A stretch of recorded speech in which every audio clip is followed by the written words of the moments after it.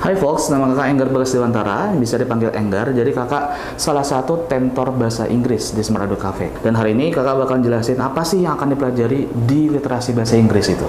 Kalau untuk yang dipelajarin di soal UTBK 3 tahun terakhir, itu pertama kita adalah mempelajari tentang pola teks dulu.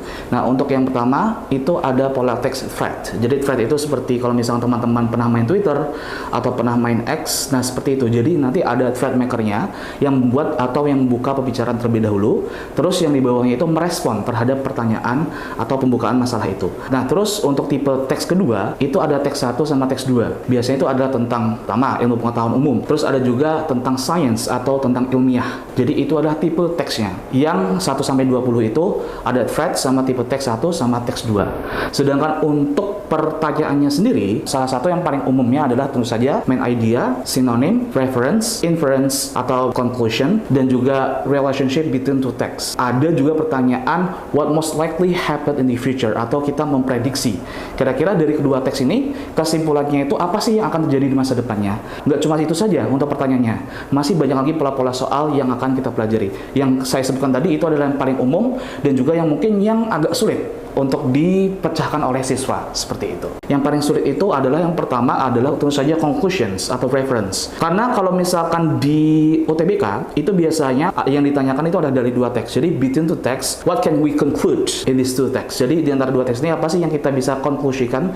atau yang bisa kita simpulkan dari kedua teks ini? Yang kedua yang paling sulit itu adalah relationship between two text. Jadi hubungan dari kedua teks. Karena biasanya kita harus mencari ide utama dulu dari setiap teks 1, teks 2, dan itu perlu baca semua teks dulu. Terus mungkin yang terakhir adalah yang paling sulit, what most likely happen in the future. Jadi adalah predictions. Karena kita untuk mengetahui prediksi ini, kita harus mengetahui dulu kesimpulan dari kedua teks. Jadi kalau misalnya kita udah paham teks 1, teks 2 kesimpulannya apa, maka kita bisa memprediksi yang akan terjadi di masa depan itu apa, seperti itu. Kesalahan pertama adalah mereka itu minder ya dengan yang namanya vocab. Pertama, tentu saja kita harus mengembangkan kosakata selama kita mempelajari literasi bahasa Inggris. Di UTBK sendiri itu kosakatanya itu ada yang hampir mirip dan diulang-ulangi. Contoh research, conduct, experiment, explore, expert. Jadi ada kosakata yang emang itu sering digunakan. Terus yang kedua, nah kadang siswa itu karena belum mengetahui banget tentang cara baca cepat, apa itu scanning sama skimming, itu yang membuat siswa tuh kurang bisa mengerjakan 20 soal dalam 20 menit. Yang kita pelajari itu adalah cara baca cepat itu juga. Bagaimana siswa itu bisa membaca 20 soal 20 menit. Siswa itu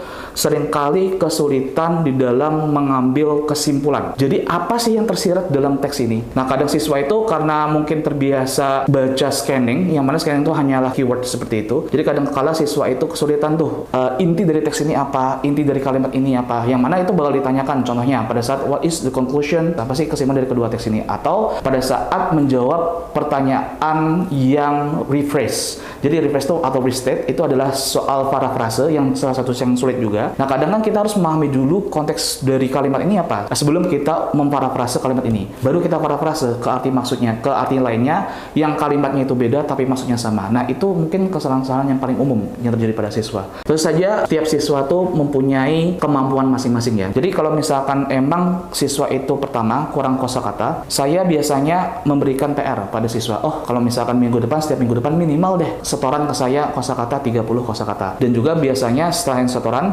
ingin memastikan kalau misalkan dia itu sudah paham nih cara membaca cepat itu gimana. Terus yang kedua, kalau misalkan siswa itu ada beberapa pertanyaan yang masih bingung cara-caranya, itu berarti saya sesuaikan lagi, saya ngasih tips-tips cara cepatnya gimana. Contoh pada saat pertanyaan conclusion, kesimpulan, sebenarnya kalau misalkan conclusion itu kita itu gampang aja, karena kesimpulan itu kan berarti kita mencari dari isi teks 1, teks 2 itu ide utamanya apa, terus kita ambil kesimpulan dari ide utama itu. Atau yang kedua, kalau misalkan dijalankan kesimpulan dari kedua teks ini apa, kita bisa mengambil satu kalimat atau satu jawaban yang mewakili kedua teks. Itu adalah salah satu contoh tips atau cara cepat menjawab soal conclusion. Selanjutnya adalah saya lebih menekankan terhadap pemahaman teksnya ya. Karena untuk literasi bahasa Inggris sendiri, pada saat kita tidak tahu, oh kosakata ini apa sih? Bukan berarti kita langsung menyerah. Enggak. Tapi kita harus mengetahui, oh ini intinya apa sih? Kita harus pakai critical thinking sama analisis kita. Ini kalimat sebelumnya seperti ini, kalimat setelahnya seperti ini. Oh berarti kosakata ini maksudnya seperti ini. Jadi itu adalah lebih ke fokus pertama,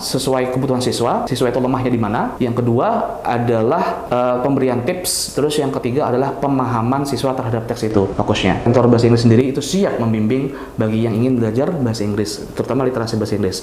Karena literasi bahasa Inggris sendiri atau bahasa Inggris sendiri itu gak cuma berguna pada saat UTBK, tapi kedepannya pada saat kalian terutama yang mengambil kedokteran, jurnal, buku, bahkan presentasinya itu memakai bahasa Inggris kebanyakan. Untuk yang ngejar UTBK untuk tahun ini atau tahun selanjutnya, tetap semangat dan jangan lupa untuk bisa belajar secara teratur atau secara struktural. Dan juga maksudnya di sini adalah ada bimbingannya. Terima kasih sebelumnya.